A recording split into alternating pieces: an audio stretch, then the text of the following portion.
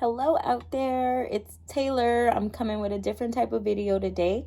I want to kind of hold myself accountable because I am on a CPA exam journey. I'm currently on it. Yes, I am. And I'm not getting anywhere with it.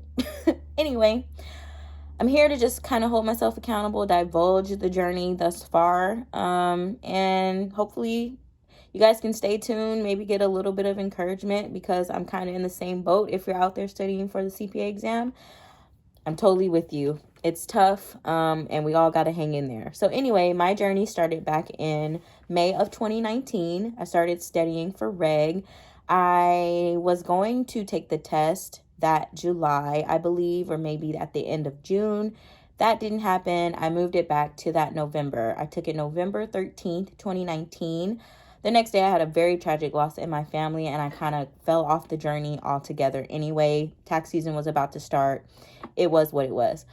Anyway, when I did get that score for reg in November of 2019, I got a 63.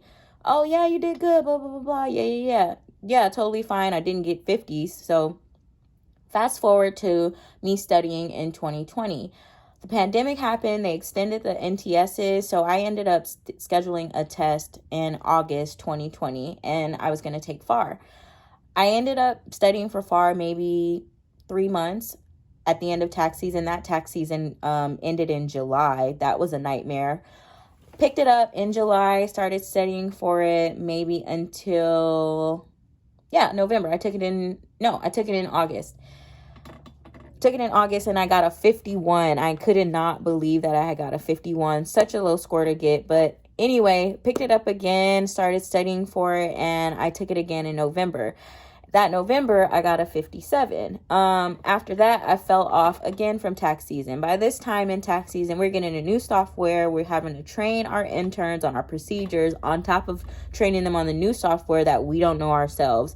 I'm working overtime here and there. Late nights are going to start up. I have a test scheduled for February 4th, I believe, 2021 for FAR. Not going to happen. I realize it's not going to happen. So I moved that back. I dropped FAR altogether. I pick up reg after tax season 2021. This tax season ended in May. Again, another nightmare, but not as big of a nightmare as it was in 2020.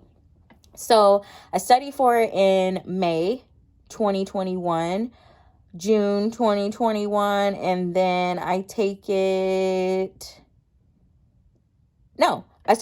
just studied for it, I believe, like a month and a week.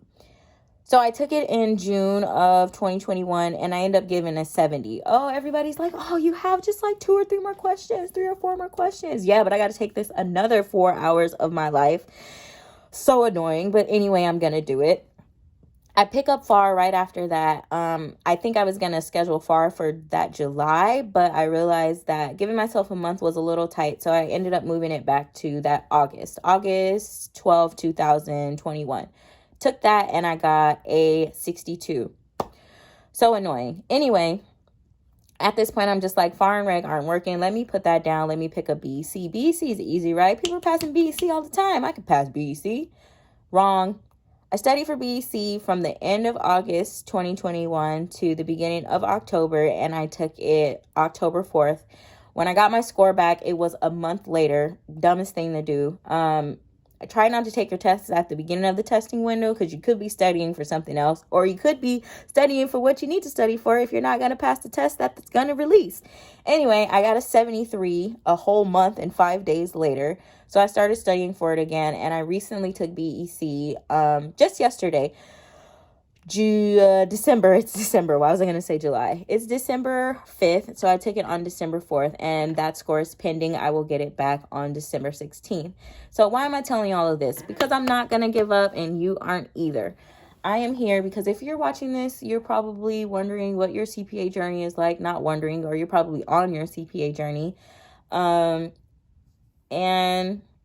I don't know if you're feeling like I'm feeling, but I'm feeling real stupid right now.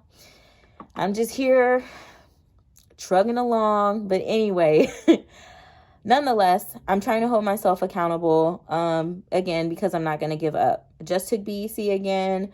I study for that a little bit differently. You probably don't want study tips for me, but for BEC, all I did was just answer questions. I kind of listened to some of the lectures. I kind of like listen to the cram course lectures, like on double the speed. We'll see how that gets me. The first time I took BEC, I didn't even finish the test.